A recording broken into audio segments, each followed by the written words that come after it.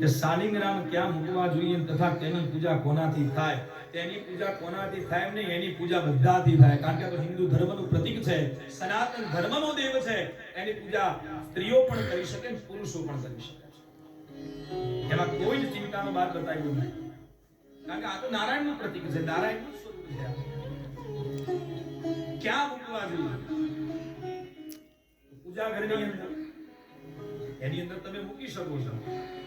કોઈ પવિત્ર સ્થાન હોય તમારા ઘરની અંદર, એ પવિત્ર જગ્યાએ તમે મૂકી શકો છો.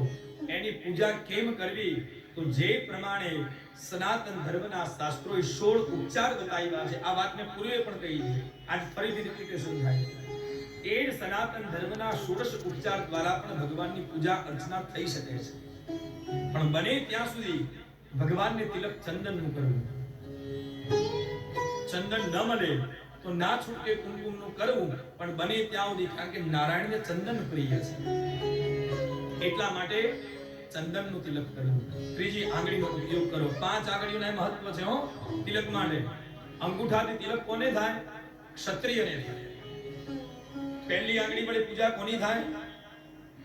આપણા દિવંગત થયેલા પિતૃઓની. જાતે તિલક કરવું હોય તો મધ્યમ આંગળીથી કરવું પડે. આપણે જાતે કરવું હોય ચંદન કે કુમકુમ તિલક તો વચ્ચેની મધ્યમ આંગળીથી કરવી પડે છે. આ આંગળી એ દેવ માટેની છે. અને ટચલી આંગળી જે અત્યારે હાલ ક્રેઝ ચાલે છે ભુવાજીઓનો, ત્યાગ આપવો હોય તો આ ટચલી આંગળીથી કરવાનું. 5 આંગળીનું મહત્વ બતાવ્યું છે. જો મુદ્રાઓ આવડતી હોય તો ભગવાનની દેવ મુદ્રાઓ કરીને પણ ભગવાનની પૂજા થઈ શકે છે. હું આ રોજ પરિક્રમામાં કરું છું. આ લિંગ મુદ્રા છે.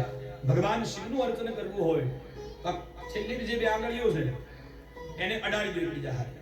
આ લિંગ મુદ્રા. આ વચ્ચે શિવલિંગ છે ને આ થાળું બની ગયું. ભગવાન નારાયણની પૂજા કરવી હોય તો શંખ મુદ્રા છે. ભગવાન ગણેશજીની પૂજા કરવી હોય તો એક દંતની આ પૂજા છે. આ એક દંત માટે છે. અને માં ભગવતી જગદંબાની પૂજા કરવી હોય તો યોની મારે. આ યોની મુદ્રા છે. દરેક દેવતાઓની મુદ્રા અલગ અલગ બતાવી. તમારા શીખન ધર્મ નથી આંગળા ઉતરી જાય. આ તો બતાવું છું કે દેવની પૂજા, કારણ કે પ્રશ્ન આવ્યો છે કે એની પૂજા કેમ કરવી એમ. એટલે શાલિગ્રામ ભગવાન એ સ્વયં નારાયણનું પ્રતીક છે. એની પૂજા ગમે તે વ્યક્તિ કરી શકે, સ્ત્રી પણ કરી શકે અને પુરુષ પણ કરી શકે. કારણ કે પૂજાની અંદર કોઈ જ વાત નથી બતાવી. લિંગ પૂજનમાં પણ મેં આપણી કથા આવી હતી એમાં કહ્યું હતું કે જે સ્વયંભૂ છે એને સ્ત્રીઓ નથી અડી શકતી. આટલું ધ્યાન રાખવાનું. બાકી ઘરમાં સ્થાપિત હોય એની લિંગની પૂજા તમે કરી શકો છો. ત્યારબાદ આગળનો પ્રશ્ન છે કે પ્રદોષના વ્રતનું મહત્વ શું છે? તો પ્રદોષનું જે વ્રત છે, જો કે આમ તો એ બહુ મહત્વનું વ્રત બતાવ્યું છે.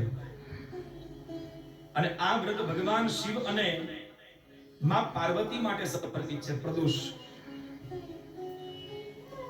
અને પ્રદોષ ક્યારે આવે તો દર મહિનાના શુક્લ પક્ષ સુદ અને કૃષ્ણ પક્ષ વદ એ બંનેની જે ત્રયોદશી તિથિ આવે એને પ્રદોષ કહેવાય છે. ત્રયોદશ એટલે 13. અને દર 13 ને પ્રદોષની સાથે સાથે આપણે શિવરાત્રી તરીકે પણ માણી શકીએ છીએ. અને પ્રદોષનું એટલું બધું મહત્વ છે કે તમે એક પ્રદોષની અંદર જો ભગવાન શિવની પૂજા અર્ચના કરવામાં આવે, એક ટાઈમ ઉપવાસ રાખી અને કદાચ શિવનું જો યજ્ઞ કરવામાં આવે તો આખા વર્ષમાં તમે જેટલી પણ પૂજા કરો છો એટલું ફળ એક પ્રદોષના દિવસે તમને પ્રાપ્ત થાય છે. અને ઘણા લોકો, અમારા ઘણા યજમાનો એવા છે કે દર પ્રદોષે પણ એ ભગવાન શિવનો રુદ્ર અભિષેક અમારા દ્વારા કરાવે છે. શ્રાવણ માસના 4 સોમવાર અમારા એવા પેન્ડિંગ હોય કે 4 સોમવારે આખી રાત પ્રહર પૂજા થતી હોય.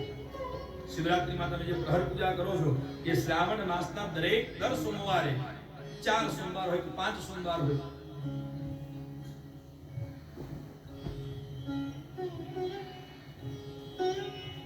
બેસી જાઓ બધા, બેસી જાઓ અત્યારે હાલ.